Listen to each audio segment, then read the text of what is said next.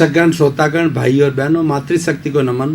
खास, विशेष, मनमोहक, अच्छी शिक्षा देने वाला, अच्छे गुण देने वाला, अच्छा इंसान बनाने वाला, अच्छाई की तरफ ले जाने वाला, जीवन को सार्थक करने वाला कार्यक्रम में आपका हार्दिक स्वागत है, अभिनंदन है, सत्कार है। अवनति से उन्नति की ओर जाना, अपना विकास करना, आगे बढ़ना और हमारी भारतीय संस्कृति के जो मूल्य गिर गए हैं उनकी पुनर्स्थापना करना। हम प्रतिदिन नए नए विषयों के साथ हम प्रवेश होते हैं। तो आज का विषय जो है एक बहुत बड़े धर्म आचरण से जुड़ा हुआ विषय है। तो आज का विषय है धर्माचरण का आवश्यक अंग दान। भाई और बहनों, दर्शकगण, श्रोतागण, धर्म एक अमृत है। धार्यति इति धर्मः, जो धारण किया जाता है उसे धर्म कहा जाता है। वस्तु सहावो धर्म, वस्तु के स्वभाव को धर्म कहते हैं। आत्मशुद्धि साधनम धर्म, जिस साधन से आत्मा की शुद्धि होती उसे धर्म कहा जाता है। धर्म एक संजीवनी है। धर्म एक ऐसा तत्व है जो कि हमें वैकुंठ तक ले जाता है और ये होलिस्टिक है। एक ही तत्व अगर व्यक्ति जीवन में धारण कर लेता है तो उसको जीवन के अंदर पूरे जीवन भर किसी भी क्षेत्र के अंदर कोई कठिनाई नहीं आ सकती। सामाजिक रूप से, पारिवारिक रूप से, स्वास्थ्य संबंधी और व्यक्तिगत रूप से, आर्थिक रूप से, राजनीतिक रूप से, किसी भी रूप से कोई कठिनाई नहीं आ सकती है, क्योंकि ये संजीवनी है। देखिए कि जब लक्ष्मण जी को बाण लग गया था तो उस बाण, एक बड़े वैदराज जी को बुलाया गया। तो वैदराज जी ने, जो राम बड़े व्यथित हो गए, क्योंकि राम का प्रिय भाई जो है वो लक्ष्मण था और 14 वर्ष वनवास में सीता जी के साथ में लक्ष्मण भी रहा और भाई का छोटा आज्ञाकारी भाई था, व्यथित हो गए। अब वो संजीवनी कहाँ से लाई जाए? तो जो राम भक्त हनुमान ने वैदराज जी को कहा, तो वैदराज जी ने कहा कि फलां जो है पहाड़ के ऊपर ये संजीवनी है, वहां जाकर के उन्होंने लक्षण बताए कि इस तरीके की ये बूटी होगी, वो लेकर के सूर्योदय के पहले पहले आप यहाँ आ जाओ और इनको दे दी जाए तो ये बच सकते हैं। अब पवन पुत्र थे, वो तो तेज रफ्तार से चले गए। अब वहां पर उन्होंने जो वृक्ष बताया गया था, उस वृक्ष के अंदर जो पहाड़ बताया गया था, उस पहाड़ पे देखा तो जो लक्षण बताए गए थे सारी बूटियां उसी लक्षण की मिली।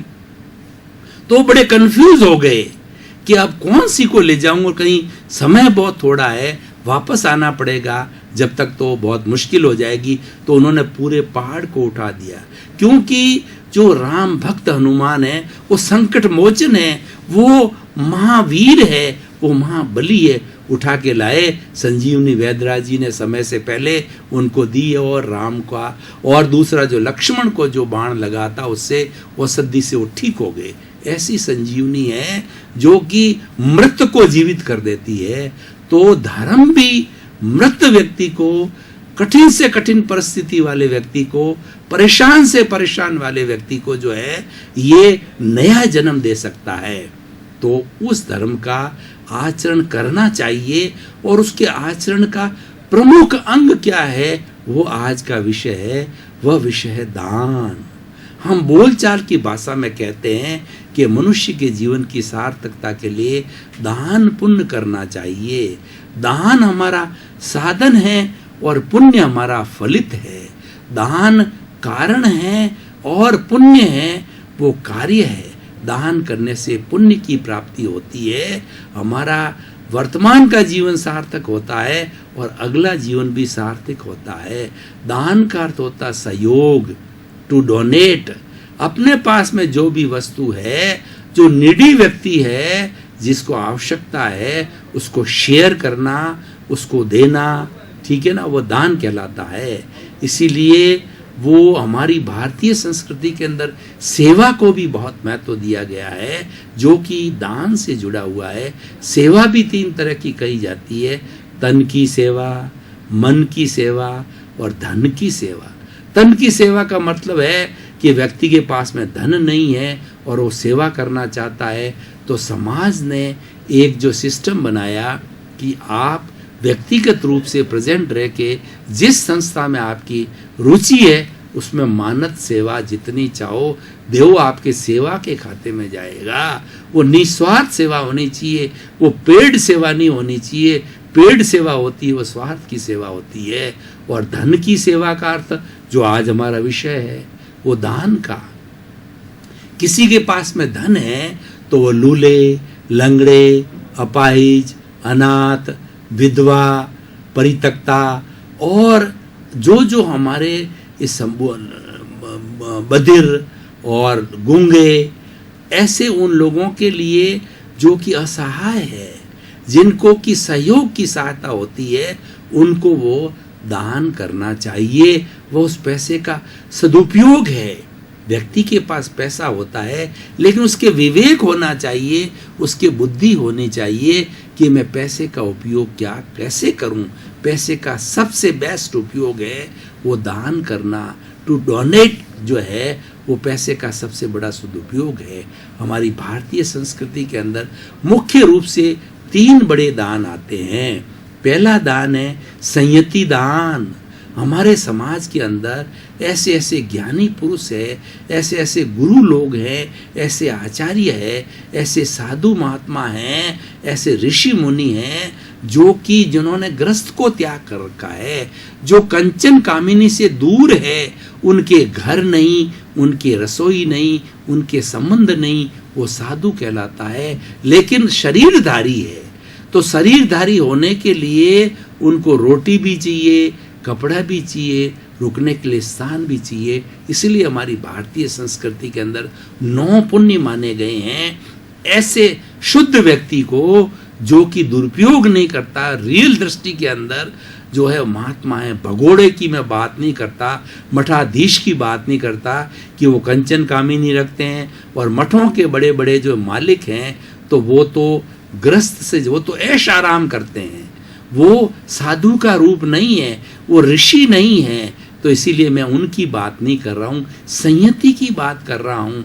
जो कि शुद्ध रूप से हैं, उनको अन्न पुण्य, पान पुण्य, लयन पुण्य, शयन पुण्य, मन पुण्य, वचन पुण्य, काया पुण्य और नमस्कार पुण्य, 9 तरह का जो उनको हम सहयोग करते हैं तो वो हमारे पुण्य के खाते के अंदर जाता है। और पुण्य है व्यक्ति को अच्छा बनाता है, पुण्य व्यक्ति को धन्य बनाता है, पुण्य व्यक्ति के जीवन को एक सहूलियत का बनाता है और वह व्यक्ति सार्थक हो जाता है, सोशल स्टेटस का होता है और सारा काम अच्छी तरीके से चलता है उसका। तो इसीलिए संयति दान। दूसरा दान होता है ज्ञान दान। ज्ञान दान महादान। वैसे नॉर्मल केस के अंदर किसी व्यक्ति को पढ़ाना, उसको शिक्षा देना, उसकी जो स्कूलिंग की पूरी करना, कॉलेज की पढ़ाई करना, यह भी एक ज्ञान दान है। लेकिन उच्च ज्ञान दान वह होता है जो किसी व्यक्ति को आत्मा से जोड़े, किसी व्यक्ति का वर्तमान भव और अगला भव सुधारे, यानी उसको सम्यक दर्शन देवे, उसको राइट विजन देवे, उसको राइट फेथ दिया जाए। तो ऐसे रास्ते पर लाने के लिए जो दान दिया जाता है वह उच्च ज्ञान होता है और वह ज्ञान देने वाला धन्य होता है। वह उपदेश के द्वारा दिया जा सकता है। हमारी संस्कृति के अच्छे अच्छे मूल्य हैं, उन मूल्यों के बारे में बता के दिया जा सकता है। सत्संग के द्वारा दिया जा सकता है, संगीत के द्वारा हो सकता है, वाचन के द्वारा हो सकता है, भजन के द्वारा हो सकता है। तो मैं अभी जैसे आपको जो है ये सारा आत्मा से संबंधी जुड़ी बातें और दान की बात बताऊं, धर्माचरण की बात कर रहा हूं, यह भी एक सत्संग है, ये ज्ञान दान है। और पहला तो हो गया संयति दान, दूसरा ज्ञान दान और तीसरा अभय दान। ये सबसे अच्छा दान है। अभय का मतलब ये कि 84 लाख जीवा योनि के जो प्राणी हैं उसमें अपने शरीर के लिए, अपने परिवार के भरण पोषण के लिए जो आवश्यक चीज़ें हम काम लेते हैं, पृथ्वी, जल, अग्नि, वायु, आकाश से जुड़ी हुई ये 5 तत्वों में से चीज़ें काम लगते हैं, तो वो हम हिंसा तो करते ही हैं, लेकिन आवश्यकता को छोड़ करके हम षट जीव निकाय, पृथ्वी काय, अप काय, तेजस काय, वायु काय, वनस्पति काय, तृष्क जाए, कीड़े मकोड़े, छोटे बड़े, पशु पक्षी, मनुष्य, पंचेंद्रिय, सब बर्ड्स वगैरह सब को जो है हम अभय दान देते हैं कि हम तुम्हारी हिंसा नहीं करेंगे, हम तुम्हारा कोई भी कत्ल नहीं करेंगे और तुम हमारे लिए अभय हो, हमारी तरफ से अभय रहो, हम तुम्हारा नुकसान नहीं करेंगे, मात्र उन चीज़ों को छोड़ करके जिससे कि हमारा निर्वाह हो इस शरीर का, उसको छोड़ करके। ये भी बहुत बड़ी बात है, अभय दान होता है। इसलिए भाई और बहनों, दर्शकगण, श्रोतागण, भारतीय संस्कृति का सबसे सुंदर हार्द है वो दान है। अब देखिए दान से फलित क्या होता है, व्यक्ति को क्या लाभ होता है, समाज को क्या लाभ होता है, वो मैं बताना चाहता हूँ कि दान की जो प्रक्रिया है ये अनासक्ति की प्रक्रिया है। हम दान के, जब हमारे मस्तिष्क में दान की बात आती है तो हमारा सहज ही धन के प्रति जो आकर्षण है उससे अनासक्ति आ जाती है। हमारे मन के अंदर ये खुशी होती है जब पैसा किसी के निडी के पास में जाता है। लूले, लंगड़े, अपाहिज, मूक, बधिर, अनाथ, विधवा और जो निडी व्यक्ति है उनके पास में जब वो पैसा जाता है और सोच ही यूँ आती है कि मुझे उनका सहयोग करना है, तो हमारे भीतर एक अद्भुत प्रसन्नता होती है। ऐसी प्रसन्नता होती है कि वो हमें कितना बड़ा लाखों रुपए का लाभ मिल जाए उससे भी ज़्यादा अधिक प्रसन्नता होती है, क्योंकि जो मिलना होता है वह तो भोग कहलाता है, वो स्वार्थ के खाते में जाता है, और जो दान होता है त्याग के खाते में जाता है। हमारी भारतीय संस्कृति त्याग प्रधान संस्कृति है। जो व्यक्ति त्याग की बात करता है, त्याग की मानसिकता रखता है, त्याग का उपदेश देता है और स्वयं त्याग करता है, उसका कोई दुश्मन नहीं हो सकता, क्योंकि त्याग अपने आप में मित्रता पैदा करता है, मैत्री पैदा करता है और त्याग सबको जोड़ता है। स्वार्थ व्यक्ति को तोड़ता है और त्याग व्यक्ति को जोड़ता है। भाई और बहनों, दर्शकगण, श्रोतागण, हमारी भारतीय संस्कृति के अंदर जो हमारी जॉइंट फैमिली थी, 100 सदस्य, 3-3, 4-4 जेनरेशन एक छत के नीचे, दादा, पोता, परपोता सब एक साथ में रहा करते थे और बड़े आनंद के साथ में एंजॉय करके रखते थे। और वो 100 की फैमिली है, उनको कहीं बाहर जाकर किसी से मिलने की जरूरत नहीं, अपने घर के अंदर ही वो मज़े लूटते रहते थे। इसलिए किस लिए होता था कि उसके अंदर टॉलरेंस पावर और स्वार्थ और निस्वार्थ की वृत्ति, त्याग की वृत्ति, इन दो चीज़ों के कारण जॉइंट फैमिली चलती थी। जब आदमी के अंदर स्वार्थ की वृत्ति आ जाती है, मैंने पिया, मेरे बैल ने पिया, कुआ ढहे तो ढहे, स्वार्थी व्यक्ति होते ही, स्वार्थ की मानसिकता आते ही व्यक्ति सेल्फ सेंटर्ड हो जाता है और वो इस वसुधैव कुटुंबकम की सदस्यता से कट जाता है। अगर हमको प्रकृति का सदस्य बनना है, त्याग वृत्ति करो, परार्थ की चेतना को जागृत करो। 3 तरह की चेतना होती है, स्वार्थ की चेतना, परार्थ की चेतना और परमार्थ की चेतना। स्वार्थ की चेतना की बात की मैंने, परार्थ की चेतना, live and let others live, मैं भी जीऊं, मेरा भाई भी जिए, मेरा पड़ोसी भी जिए, संसार के समस्त जीवों को सुख मिले, शांति मिले, आनंद मिले और मोक्ष मिले, ऐसी भावना रखने वाला परार्थ की चेतना वाला होता है। और परमार्थ की चेतना वाला तो व्यक्ति कंचन कामनी से दूर होते हैं, संत होते हैं, महापुरुष होते हैं, ईश्वर का रूप होते हैं, वो वंदनीय होते हैं, अनुकरणीय होते हैं, स्तुत्य होते हैं। और भारत का प्रधानमंत्री, राष्ट्रपति, चाहे बड़ा से बड़ा अरबपति सेठ, रिलायंस जैसा सेठ हो, वो नतमस्तक होता है, क्योंकि वो त्यागी है। त्याग को नमन किया जाता भाई और बहनों। तो त्याग का संबंध है हमारे दान से है। त्याग कब आता है? दान से होता है कि जो व्यक्ति त्याग के खाते में चला गया, उसने अपनी धन संपत्ति का जो है दान कर दिया।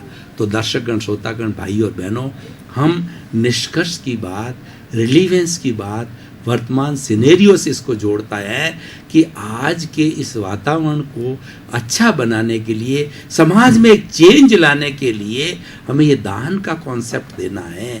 हमारे पुराने जितने बड़े बड़े चीज़ अरबपति सेठ हुए हैं, जैसे कि टाटा हुए हैं, बिड़ला हुए हैं, डलमिया है, बांगड़ है, सिंघानिया है, और भी बहुत से लोग हैं, तो उन लोगों ने पैसे के अर्जन के साथ में विसर्जन का फॉर्मूला दिया।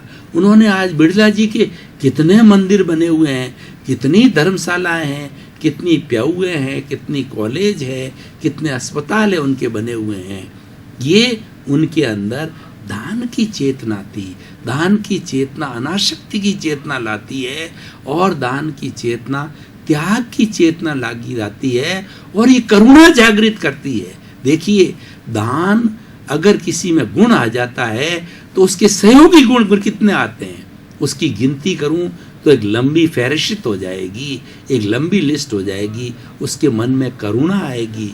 जो दानवीर होगा वो मन के अंदर आएगा कि मेरा भाई दुखी है, उसके मन में ऐसे ऐसे दानवीर होते हैं कि उनकी आंखों में आंसू तक आ जाते हैं। मैं आपको एक उदाहरण देना चाहता हूँ कि हमारे यहाँ पर जयपुर के अंदर एक कोठारी जी बड़े दानवीर है। उनके कोई भी रिलेटिव जो है वो कैंसर का जो है अस्पताल न होने के कारण, बराबर उपचार न होने के कारण तड़पता तड़पता मर गया।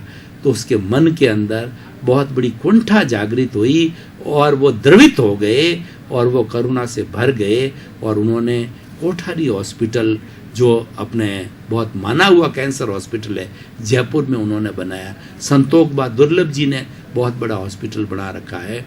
ऐसे ऐसे महापुरुषों की घटना है जो कि शिक्षा नहीं ले पाए, और शिक्षा के अभाव के अंदर उनकी अनुभूति हुई। उन्होंने स्कूलें, कॉलेज, यूनिवर्सिटियाँ, विश्वविद्यालय और चैरिटेबल ट्रस्ट बनाए। ये सब दान के अंग है। इसीलिए आज का ये विषय लिया गया है कि धर्माचरण का आवश्यक अंग है, दान है।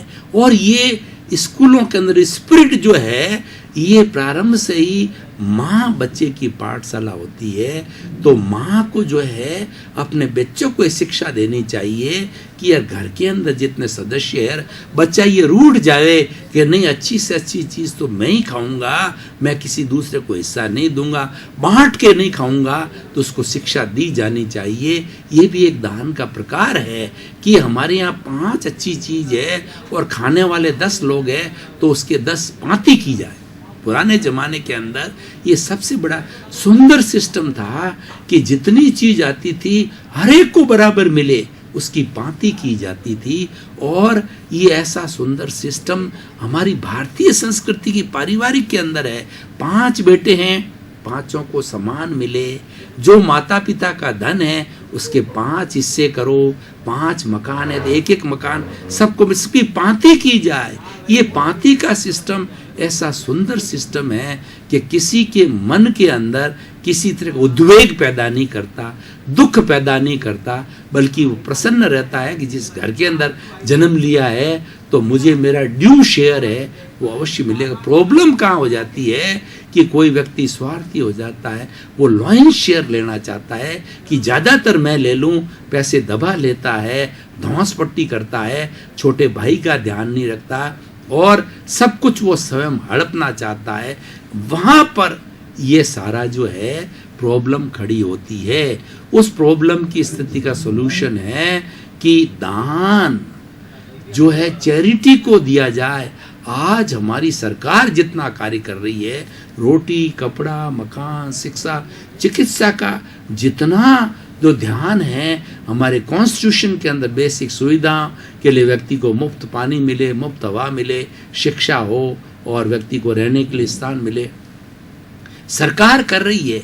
लेकिन कितने कितने एनजीओ है, कितने कितने चैरिटेबल ट्रस्ट है कि वह भी ऐसे काम करते हैं। बहुत से चैरिटेबल ट्रस्ट है, सर्दी कड़कड़ाके की सर्दी पड़ रही है, वो हज़ारों लाखों कंबल गांव-गांव जाकर के रैन बसेरों में जाकर के बांटते हैं। और वो जो है वो कई जगह के रैन बसेरे बनाते हैं कि मेरा भाई फुटपाथ पे बैठा बैठा फुटपाथ पे सोता सोता सर्दी के अंदर अकड़ के मर जाएगा, उसके लिए उसको राहत देने के लिए रैन बसेरे बताए जाते हैं। भाई और बहनों, दर्शकगण, श्रोतागण, मैं एक जोधपुर का आपको एग्जाम्पल देता हूँ कि हमारे रुणीचा है, रामदेवरा मंदिर है, वहाँ बाबा रामदेव जी जो है वो हिंदू मुसलमान दोनों के लिए समान रूप से वो वंदनीय है, पूजनीय है।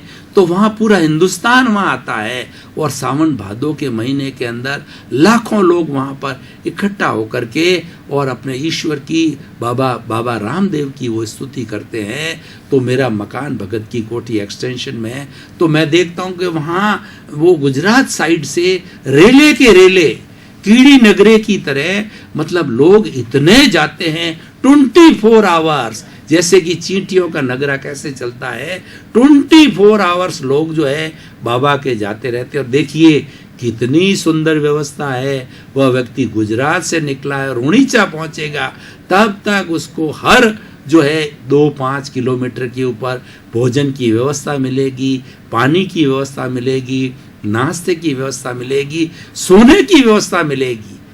भाई और बहनों, दर्शकगण, श्रोतागण, आपका बहुत बहुत धन्यवाद। कार्यक्रम को बड़े आनंद से और चाव के साथ में आप एक सत्संग के रूप में रोज सुनते हो। हमारा उद्देश्य सर्वोदय का है। हमारा उद्देश्य इस हमारे जो सामाजिक जो परिकर के अंदर परिवर्तन लाना है, हृदय परिवर्तन करना है, अच्छा इंसान बनाना है। सर्वे भवन्तु सुखिनः, सर्वे भवन्तु निरामया, जगत कल्याण हो, जय जगत हो, आपका जीवन मंगलमय हो, आनंदमय हो, सुखमय हो, आपके प्रति मंगल।